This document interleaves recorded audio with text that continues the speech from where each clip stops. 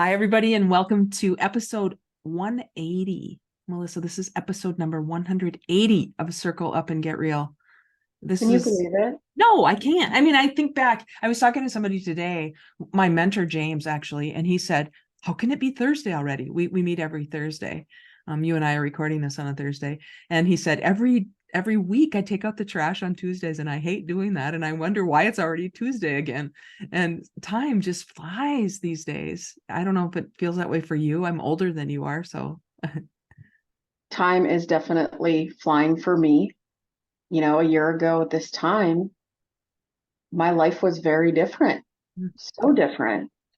And a year and a half ago, you and I were having the conversation. I didn't know if I wanted to take on an opportunity.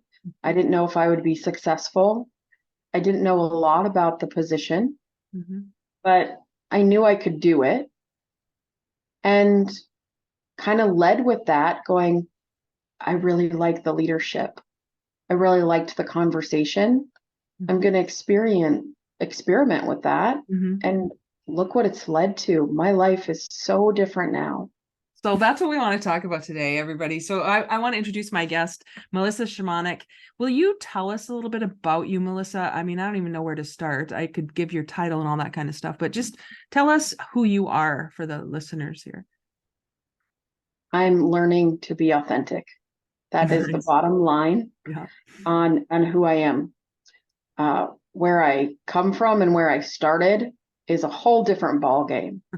And just high level overview, was born in Rolette, North Dakota, very close to the Canadian border. Parents moved to Fargo when I was 5 and created a life for us there in the big city.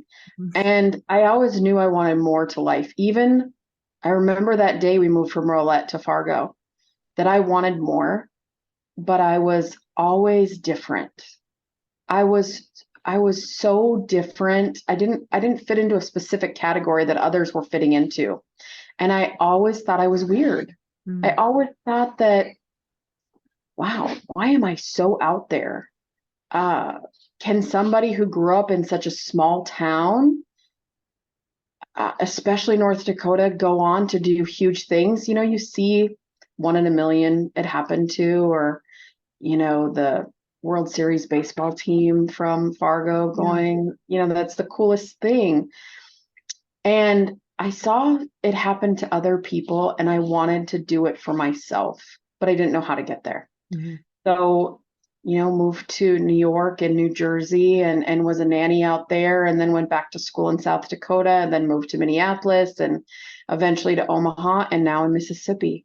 And I can't tell you why I'm here. I know the reasons that we moved here. I always said I was going to stay in one place when the kids were growing up and in high school. Because I didn't start kindergarten and graduate at the same spot. You hear these stories where, oh, so-and-so, they've been in school since they were kindergarten. I don't have any of those relationships. I can tell you I still have friends from 5th grade in Fargo. I have friends from 8th grade in Moorhead. And I have friends from high school graduating in Moorhead. And I wanted my kids to have that K through 12 experience. Unfortunately, they are very similar to their mom, and they want to explore the world. Yeah. And that's the coolest thing. So we are getting to the meat of the story before we've talked about like who you are. So oops, I'm just closing out some of my stuff, so I know those things happening. So Melissa, we've known each other. We've kind of circled around for a while before we actually met in person. And I don't even really remember how you found me or how we connected originally. Do you remember? We connected on Facebook. We had a couple mutual friends, and you were starting this 60 days. It had a 6 in it. 66-day challenge. 66-day challenge. Yeah. And the engagement level was so high. And then you asked me to lead it one time, and I loved it. And then we started dabbling more and more. And then, the Real Me Intensive happened. And holy cow, has my life changed. So, Melissa, could you tell us what you do, like what your job is? So right now I manage accreditation for healthcare, a Fortune 25 company, where we have Medicaid, Medicare, and Exchange Marketplace, which is former Obamacare, that is in every state across the country, nearly, not North Dakota, Minnesota, um, and South Dakota, but a lot of the other states. And we have to live up to certain standards for regulations, and I manage that for the member experience side. Okay. And who would have thought? Um, Don't jump ahead yet. We want to go back. yeah. So you're getting a preview of what I really want to talk to Melissa about here. But when we met, when we first connected, can you talk about where you were, like physically where you lived, and maybe mentally and emotionally where you were? So when we first started, like the 66-day challenge, I lived in a small town, Wahoo, Nebraska, which was about 30 miles west of Omaha. And life was great. My husband is from there, and he's my person. And but we wanted more in life, and we found this town north of Omaha, about 13 miles, and we bought the first ever house built there and renovated it. And it was 1876, and we absolutely loved it. Wow. So that was Blair, right? That was Blair, Nebraska. Mm-hmm. And so how was your life? You had a good job, you had a good marriage, you had kids, things were good. Yeah, things were good, but there's always something that was happening. So Maddie was diagnosed with lupus, and our lives changed 5 years ago Mm-hmm. when we were living in Wahoo. And we wanted to be closer to Children's Hospital, so we moved to Blair, Nebraska, which was about an hour from Wahoo. So and we found the perfect house for us, and it was a bigger house, and the kids were super excited to move during middle school, which I was really surprised because our goal was K through 12. Yep. And we thought you wanted to have these friends that you graduated with when you're a senior, but there was something that was driving us to Blair. Mm-hmm. And then Maddie's lupus got worse. Mm-hmm. And she had full-blown seizures. And it's something that we always knew that could happen, but didn't think it would happen to her. Mm-hmm. And so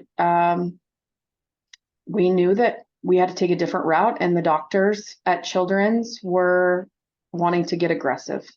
So she started chemotherapy. And that was the worst time in our lives. And I knew I had to do something different because I was never putting me first.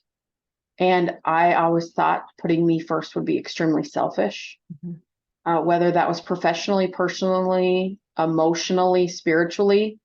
I just thought all my time had to be devoted to my husband and my children. Mm-hmm. Were you raised that way? I mean, did that come from an unconscious belief somewhere that that's what it was supposed to be? I was raised to put God first, husband second, children right after that. Mm-hmm. And me never fell in there. Yeah. And when I met my husband, Adam, he's always putting me first. Mm-hmm. And it's something that even after 10 years of being married, I'm not used to. And he is a continual reminder. And I don't want to jump too far ahead. And Maddie she completed her chemo, and I just knew something. There was a driving force. And yes, you and I talked. We were active on social media together, but I saw this course, and I knew that I would do whatever it took to make this happen. And you and I had a conversation, and it happened. Yep. So the course we're talking about is called Real Me Intensive, and it's a 6-week online course. I think you were in my 4th cohort. So I had 3 before the one you were in, and it's online, it's virtual, but it's live. And there are people in it that you get to know. My intention for the course was that people would learn their unconscious limiting beliefs and have some ideas to get rid of them.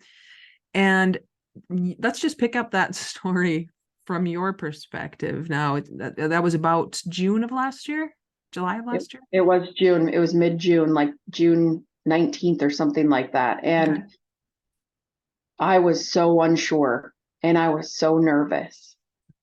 But something was just telling me, just keep getting through it. And I did whatever it took to attend those courses. Were some of them hard? Yes, because you're running around doing kid stuff or errands or working midday. But I knew if I wanted to take anything to the next level, I had to do something. And this was the something. And never in a million years would I guess that my life would be here a year later. And the first class, I didn't know if I wanted to come back. Mm. And I probably haven't shared that with you, is that I was so scared because I knew I had to be honest.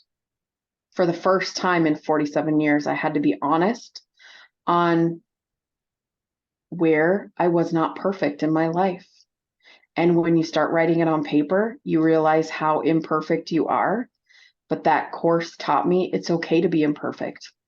Acknowledge it, make yourself aware, and then move on. Mm-hmm. And move on with that awareness.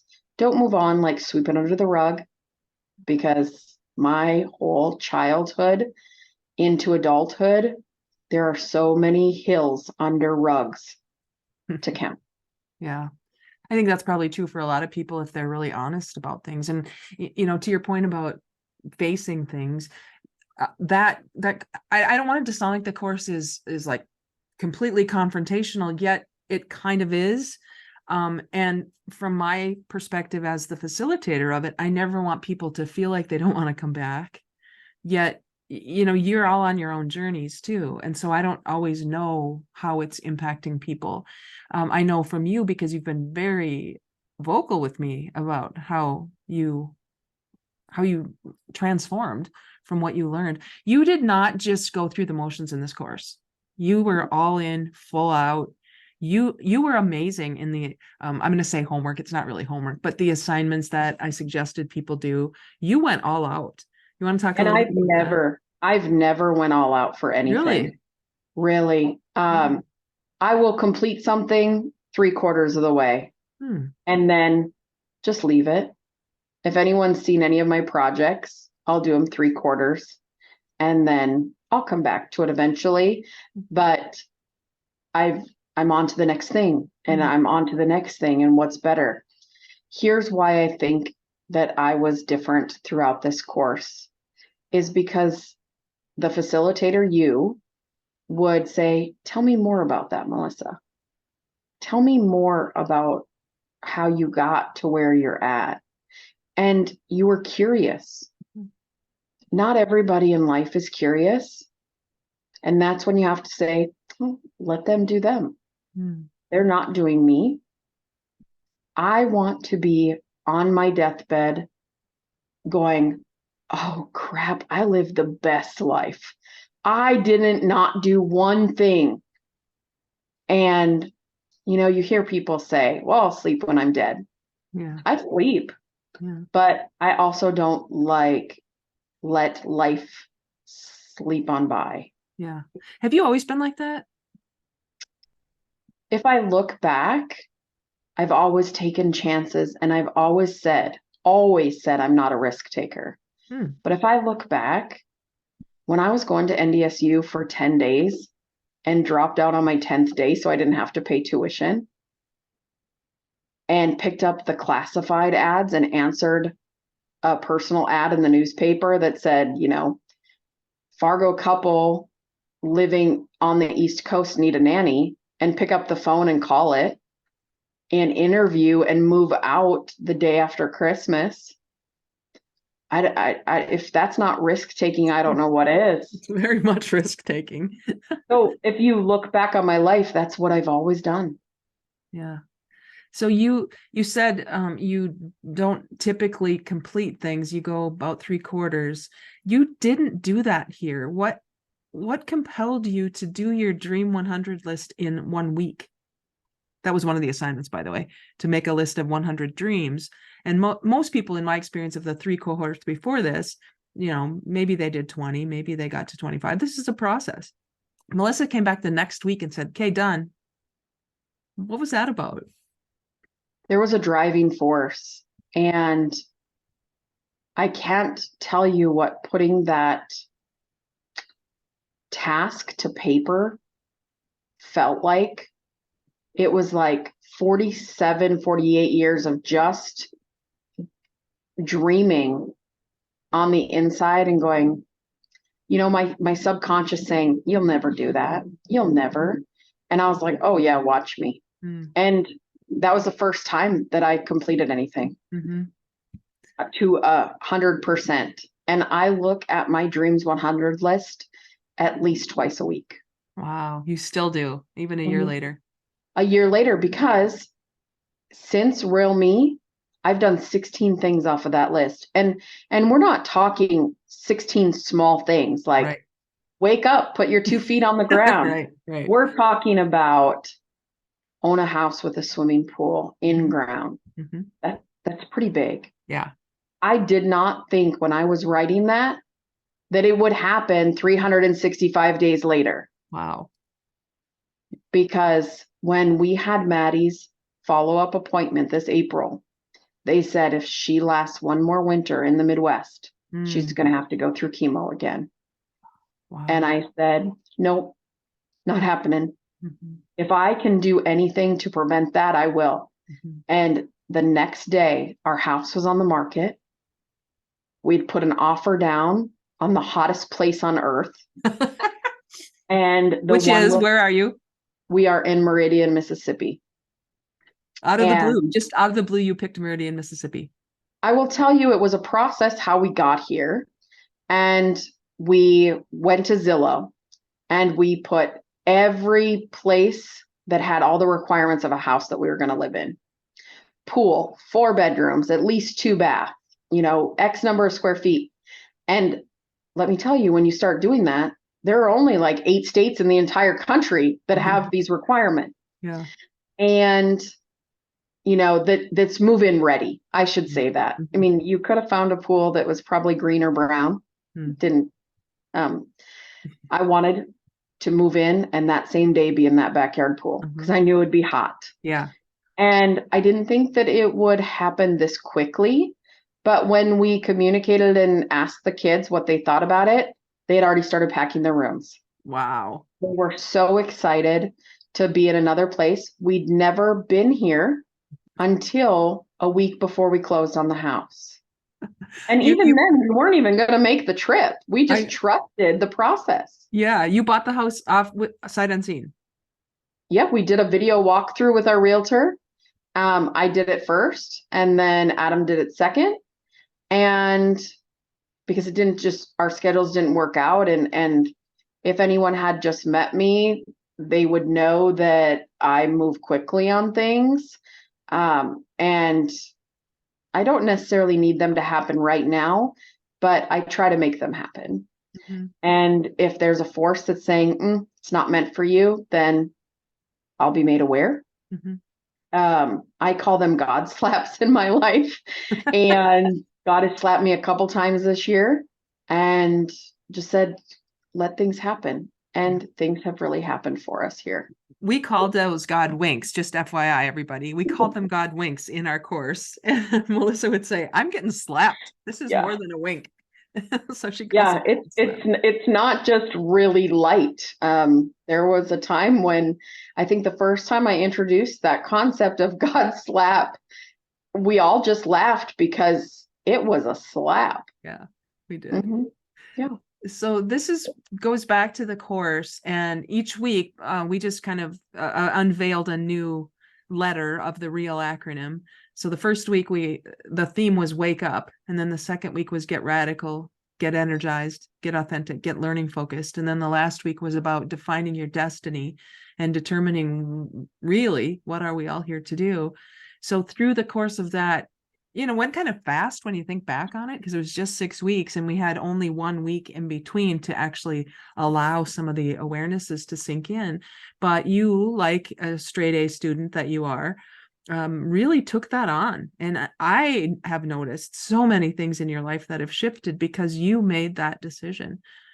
Not the least of which is selling your house, moving. Oh, by the way, moving and then selling your house in that order.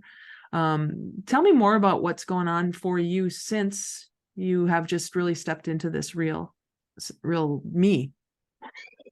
I think I'm thriving as a leader first and foremost in my role, and my listening has changed. Hearing no noise or hearing a lot of noise.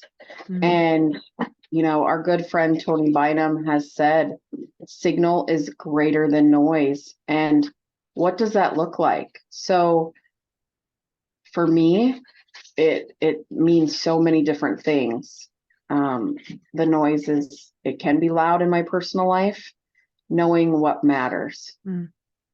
So one of the kids will come home, they started school 3 weeks ago and they didn't have the best first day. And I said, why? Why didn't you have a great first day? No one likes me. I don't have any friends. Is that a lie you're telling yourself? So not immediately going, you got to give this time. You're all the ones that wanted to move here. Mm. You were so excited. Mm-hmm. And being a different type of listener and asking questions because you feel the tears that they're feeling or what it's like to feel different. Yesterday I said, if I get asked the question, you're not from here, are you? One more time, I was going to snap. What gave it away? My Fargo accent? That I don't want to drink sweet tea because it's diabetes in a cup. Right. So going, we're all different. We all have a purpose. I don't have to be like you to like you. Mm. Mm. We don't have to be the same. Maddie is going through right now her career development and doing the ACTs because she's a junior. What does being a senior look like? I mean, a year and a half ago when she was having seizures, we didn't think she was going to live. She was in a coma for a week. Yeah. Who thought she would be thriving in Meridian, Mississippi because of the humidity and the triple digits and going, okay, I've got you for another day because I didn't think I'd have you for another hour last January and February. So, Maddie, some people know that they are meant to be a doctor when they are in high school. I am not that type of person. I didn't go through my career counseling, even college. When I left and graduated college, I had no clue what I wanted to be for the rest of my life. And I wish somebody would have said, it's okay to change your mind 6 months, a year later. And for me to be able to tell that now to my children, it has changed a generation of stuff. And I wouldn't have known that if it wasn't for real me. And some people say, it was a 6 weeks course. It couldn't have changed your life that much. You know what? The steps that I took because of what I was taught in that 6 weeks course, that's what's changed my trajectory of my life. That. Wow. I'm so glad to hear that because I know that that's what is available and possible for people. But let's just be completely frank, though. You didn't only do the 6-week course. You have stayed with this learning. You have not abandoned it and gone back to some other way of being. You have actually kept going in this journey that you're on, and it has shown up for you over and over again. You got a promotion at work, I know. This house was a pretty obvious result of some of that work that you're attributing to what you learned, but there are a lot of things that are continuing to happen for you because you continue to do the work. Yeah, I think, that's a great point. And, some would say, oh, you're drinking some great Kool-Aid, which, by the way, was invented in Nebraska. Um, I have to be proud of where I'm from, Yeah. and I'm from a lot of places. Yeah. And so, yeah, let's be real. Does this course change your life? It could. I don't know, because I've taken additional steps after, Mhm. but the passion and the friendships that have formed, because I mean, not one of us is the same as the other.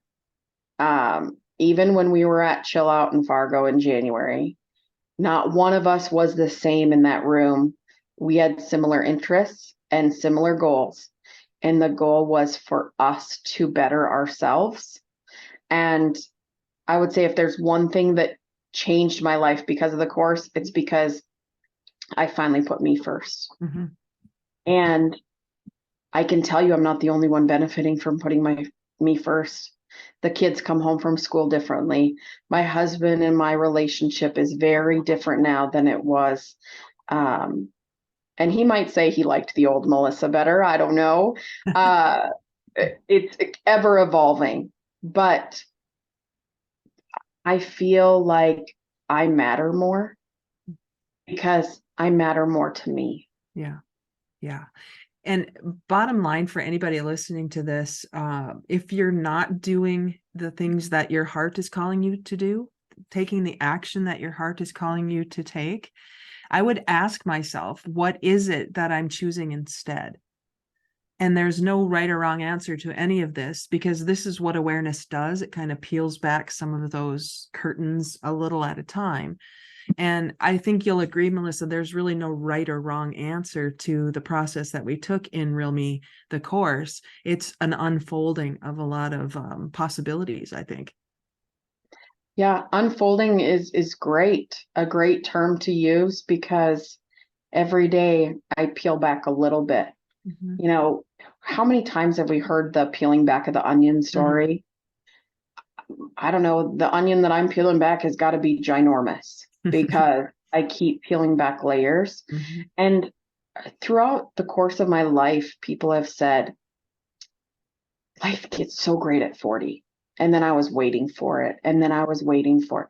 Life gets better at 50. I'm just about there. Mhm. Life's getting really good. But could I have had this great life at 25? Oh, I know I could. I Mhm. mean, I had a great life. Even with all the trauma and bad things that happened throughout my life, I now understand because of the course and how we talked through that, call it what you will, I'll call it trauma. Even in that 6 weeks, I learned specific mechanisms and ways to cope, just even for my own emotions. And I'll tell you, I took some really expensive therapy since I was 18 years old. Mhm. And this is kind of my therapy. Mhm. And every Wednesday when we meet after that, it just helps bring me back to the 6 weeks course. Mhm. It's the foundation that we learned. Mhm. So if anybody's interested in learning more about the course or about you, Melissa, are you open to having people connect with you? Yeah, absolutely. I'm loving having authentic conversations. And maybe now's not the time for someone to take the Real Me intensive course, but maybe it's a time to do something smaller Mhm. that eventually, when somebody can take that course, Mhm. or just the power of connection. Mhm. It You know, doesn't, good point. I'm glad you said that. This isn't a commercial for Real Me. That's not what this session is about. It's taking, like you said, that baby step in the direction of you when you don't believe that you're worth it, or you don't believe that the way you've been conditioned is I don't matter as much as my family, or whatever it is that you're starting to recognize isn't feeling great. That's what I personally would love it if somebody would do something other than stay on the hamster wheel that they find themselves on. So that's yeah, why I was wondering, reaching out to you. You are such a great, like you said, listener. You're such a great listener and such a great advocate for people's journeys because you've been on your own journey. I don't mean well, you've probably been on your own. We've all been on our own at some point, but on your own journey. And so if they want it, by the way, I want to just back up a second. Melissa, you were off Facebook for a while. I left Facebook when Maddie was going through all of her stuff. And that's when I decided my circle was way too big. I was the type that wanted 10,000 followers. And I can tell you right now, my mental health is great. I don't know for Getting Real Melissa how many people I follow or follow me, but every single person that I'm now on Facebook intensely with plays a really important role in how I got here and keeping that connection alive. Yeah. If somebody wants to connect with me, they'll find a way. Right. That's so good. And because I can't be the only one that feels that way. Yeah, right. Well, you can't be. And that's the beauty of authenticity and getting real, that attracts to you who you are, not what you want. That's the distinction. When we're chasing things because we think that's what we're supposed to do, we're actually pushing our authenticity away instead of gathering it to us, which is really fascinating to consider. But when you came back on Facebook, then you had kind of alluded to this, you made your name Getting Real, Melissa. Mm-hmm. So I think you started over pretty much with your followers and with everybody. And so since that's your name, do people ask about that? Getting Real, Melissa? The only time people ask about it is when I log into an app. Funny story, when we were in Blair, and I ordered off of the McDonald's app, and I would go through, "Are you using your app today?" And I said, "Yes." And I gave them the code, and they're like, "All right, Getting Real Melissa, we'll have your order at the window." And the kids find that hilarious. And at first I was like, "How do you know that?" And then I'm like, "Oh, that's why I logged in through the Facebook app." But no one has really came out and said, "How come your last name is not on here?" Or things. Are you interviewing for other positions? No. I love my leadership. I love my role. I love my team. If there's a opportunity for me, I'll always entertain something, but I am really loving life right now. And it's funny, we talk about authenticity, and I've talked about it for years, and I've never been there. And I would look at others and say, look at someone like Lizzo, who can come out there and shows all this confidence in the world and can dress like that and be super confident. I wish I could get there. I'm not there.